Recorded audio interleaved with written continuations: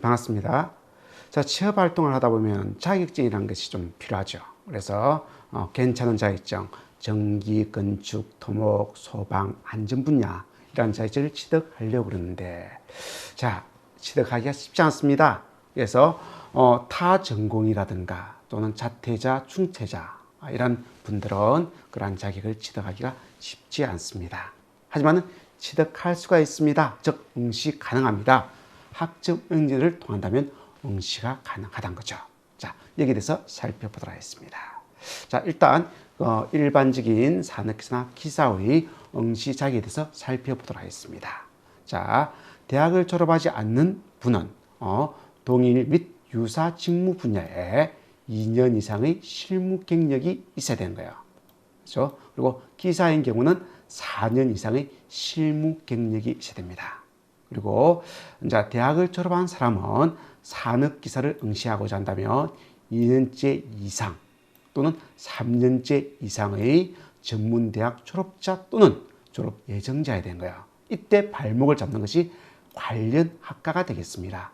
물론 기사시험을 응시하려고 그러면 이러한 전문대를 졸업한 이후에 2년째는 2년 이상의 동일 또는 유사 직무 분야의 실무 경력이 있어야 되는 거예요. 3년째를 졸업한 경우는 1년 이상의 동일 및 유사 직무 분야의 실무 경력이 있어야 되는 겁니다. 역시나 발목을 잡는 것이 관련 학과가 되는 거죠. 그래서 이 관련 학과를 학점 은행제를 통해서 바꿀 수가 있다는 겁니다. 자, 알아보도록 하겠습니다. 자, 졸업 예정자라 하면 우리가 말 그대로 최종 학력에 재학 중인 사람을 졸업 예정자라고 이야기할 거예요.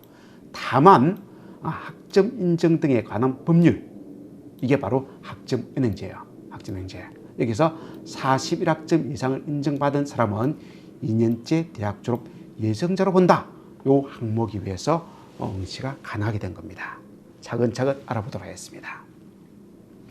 자, 학점은행제 홈페이지입니다. 소개란에 제도 활용편이 있습니다. 이걸 클릭하시면 요 내용이 뜨는데, 산업기사는 학점은행제 관련, 그죠? 학점은행제 관련 41학점 이상을 인정받은 자는 산업기사를 볼 수가 있고, 기사는 106학점을 받은 자는 기사시험에 응시가 가능하다. 요 항목에 의해서 시험이 가능한 겁니다. 자, 다음 내용입니다. 자, 그럼 학점 인정을 받는 방법이에요. 받는 방법. 즉, 학점 은행제에 우리가 학습자로 등록을 합니다. 등록을 해서 보면은 이러한 학점 인정을 해주게 되어 있습니다. 학점 인정 내용이 많아요. 상당히 많습니다. 그런데 여러분들이 다녔던 학교, 졸업했던 학교 또는 중퇴했던 학교에 받았던 학점이 그대로 인정이 된다는 거죠. 그래서 이 친구 같은 경우는 진주보건대학을 졸업했고, 그때 받은 학점이 총 18학점이에요. 중간에 1학년 다니다 그만뒀습니다. 그래서 18학점을 인정받았고, 그 다음 학습자로 등록한 후에 그 다음 학습을 통해서 45학점, 자격 취득을 통해서 17학점, 이런 식으로 해서 총 80학점의 학점을 받았다는 거죠. 그럼 이 친구 같은 경우는 산업기사, 전기산업기사에 응시가 가능합니다. 이렇게 이제 그걸 알기 때문에 학습자 등록을 하려고 합니다. 그리고 학점 인증을 받고자 하죠. 학습자 등록을 한다는 때 필요한 비용은 4,000원의 비용이 필요합니다. 그때 학과를 선택하게 되어 있습니다. 그 학과는 경영학사를 해주는 게 가장 바람직해요. 여러 가지를 할 수 있는데 왜 그러냐? 국가기술자격 종목별 관련 학과요. 이것도 마찬가지로 학점은행제도 학과가 있습니다. 그 관련 학과를 나왔다는 근거를 가지고 우리가 응시 자격을 부여받는 겁니다. 그래서 전기전자 계열의 이러한 전기기사나 이런 걸 응시하기 위해서는 이런 과를 나와야 되는 거예요. 당연하게 전기전자 직무 관련 학과 해당되죠. 그리고 기계과가 다 해당됩니다.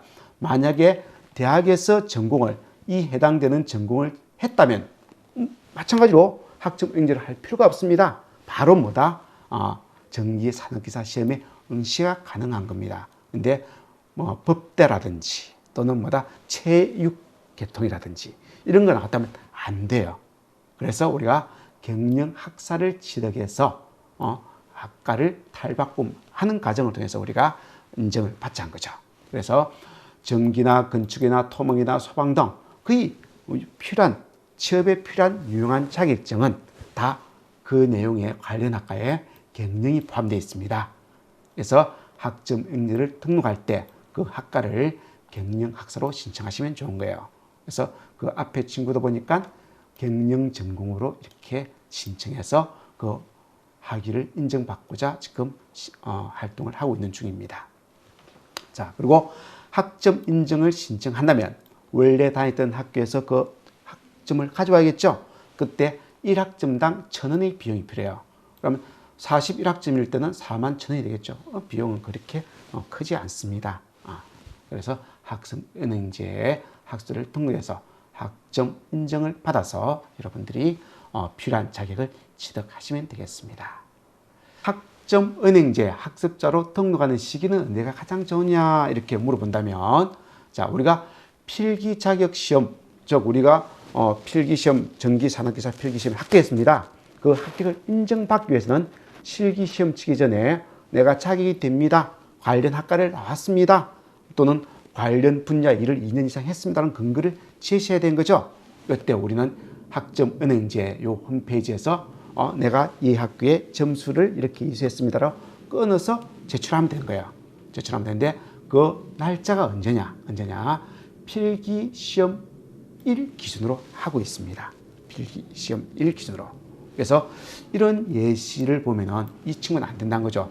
전기산업기사 시험을 10월 1일 날 치게끔 신청을 했는데 쳤습니다. 근데 10월 4일부터 우리가 홈페이지에 들어가서 학습자 등록을 하고 신청을 10월 4일 일자로 했다는 거죠. 그러면 나중에 결국은 최종적으로 인정돼서 탁 놓을 때 10월 4일 일자로 탁 찍혀놔요. 그러면은 응시가 안 되죠. 필기 시험 1 이전에 이게 행위가 이루어지는데 이유이기 때문에 응시 자격이 되지 않는다, 이렇게 보는 겁니다. 자, 그럼 내년에, 즉 23년도에 학점은행제 등록 일정과 국가기술 자격시험 일정을 한번 살펴보도록 하겠습니다. 자, 학습자 등록도 매번 필요할 때 받는 게 아니고 1년에 4번 이렇게 딱 정해져 있습니다. 그 중에서 2분기를 볼까요? 2분기는 4월 3일부터 4월 28일까지 접수를 받고 있네요. 그래서 등록하고 학점 인정 신청을 온라인으로 이 시기에 받고 있습니다. 그리고 내년도, 즉 23년도 기사 일정을 보면, 산업기사를 포함한 기사시험 일정을 보면 2회 시험이 5월 13일부터 있습니다. 가능하죠? 이때 학습자로 등록하고 이때 필기시험을 응시한다면 필기시험일 이전에 우리가 행위가 이루어졌기 때문에 가능하다는 겁니다. 자, 이렇게 해서 인문사회 계통에서 취업을 하고자 할 때 정말 필요한 자격증, 전기, 건축, 토목 또는 안전 분야의 자격증을 취득하고자 하는데 전공이 달라서 또는 중간에 중퇴해서 자격 취득을 할 기회조차 없는 그런 분들을 위한 할 수 있는 방법을 설명을 드렸습니다. 감사합니다.